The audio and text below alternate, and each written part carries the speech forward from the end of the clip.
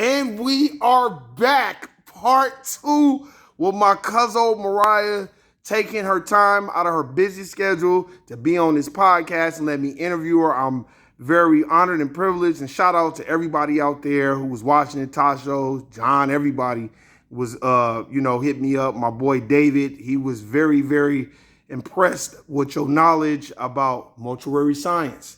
So this is part two. Now I want to ask you some questions. We talked about the degrees. We talked about, your struggles. Once you got to that point, Cuzzo, where you you had your degrees, you had your accreditations, your license, you had everything that needed to be had.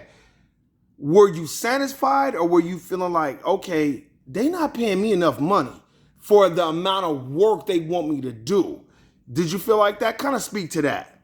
Absolutely, because when I was younger, I used to go to different mortuaries. It was some by my house, and it was older black men, and they always told me, like, you don't want to do this. Go be a doctor. You don't want to do this. And I'm like, well, I want those nice Cadillac cars. I want to be, like, known in the community. I want to be, like, the top of my game. Like, I'm really good at science, Like, this is what I really want to do. Like, if I couldn't be a mortician, it would be a forensic pathologist or something like that, or maybe a DO, a doctor of osteopathic medicine.